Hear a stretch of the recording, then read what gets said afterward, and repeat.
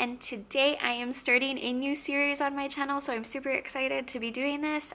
This series is going to be going over the how I do things or what I do in order to get to this kind of optimal health. So I am on my ketogenic diet, and that is definitely working for me. I'm seeing results, but there's a lot of other things that I'm doing within this diet in order to kind of achieve this ultimate success of my optimal health, my optimal body. And so I've decided to kind of create this series in order to go over very quickly individual topics regarding what I'm doing, how I'm viewing different things, and just kind of put these out there to you guys.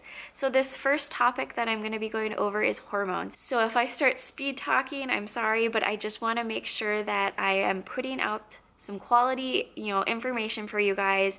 I'm doing it as quickly as possible and that it's benefiting you in the best way.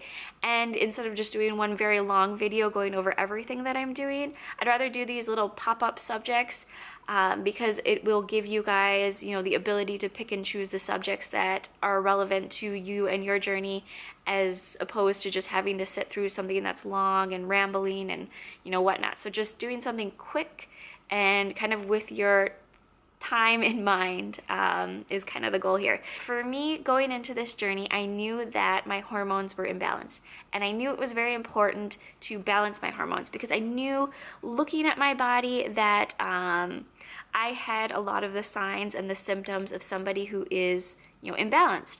And I'm going to go over only 3 of the hormones today that I really actively worked on balancing, because these are the 3 that are generally related to weight loss. There are other hormones that are related to weight loss, and if I don't go over those today and you're aware of them, don't think that I don't think those hormones are relevant. I'm just choosing to go over the 3 main ones because these are the ones that are kind of the easiest to kind of get regulated, and these are the ones that are kind of the bigger derailers for most people.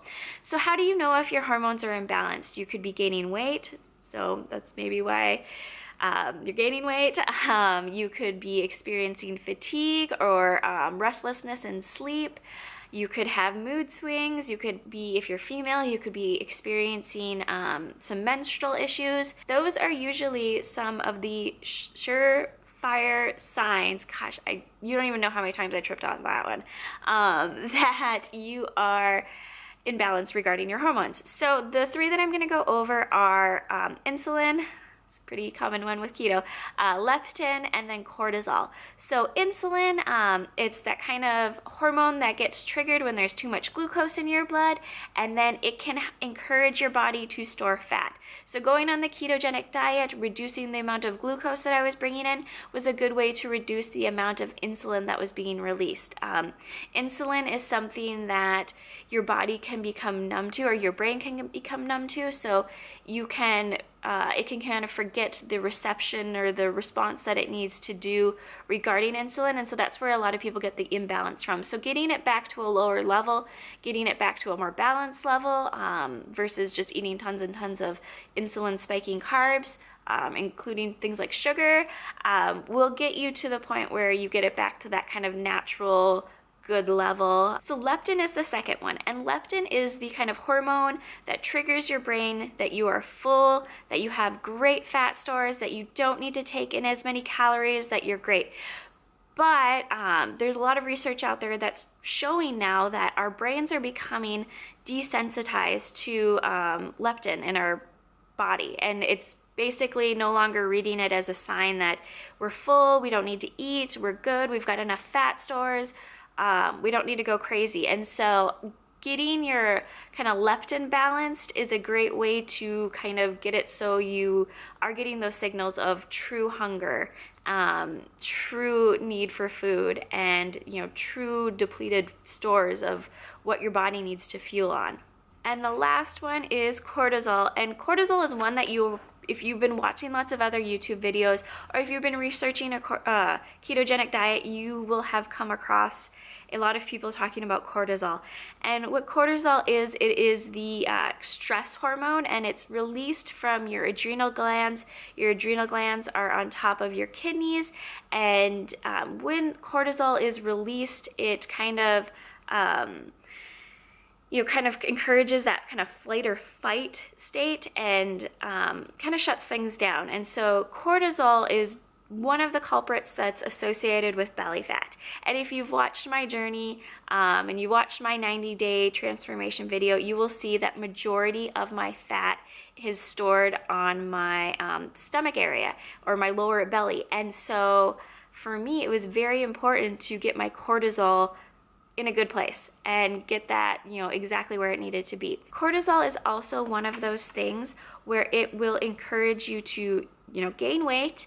It will encourage you to have an increased appetite, and it will encourage you to actually have cravings for sugar. So it's really just that kind of like stress hormone where you're going crazy and you're getting all tight in your muscles, and so you go to those cravings, you go to those things that you want to have, and that's why you need to control your cortisol. So how did I go about managing these 3 hormones?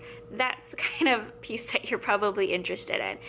So with my insulin, the ketogenic diet, that is the number one way to kind of manage it. So I've reduced the amount of glucose that I'm putting into my body so I don't have that insulin reaction, and just kind of bringing that down. The ketogenic diet is naturally, designed to do that for you. And so that's definitely helped with the insulin.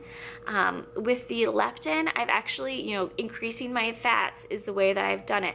But I've done it in a way in which I've been mindful of the fats that I'm bringing in.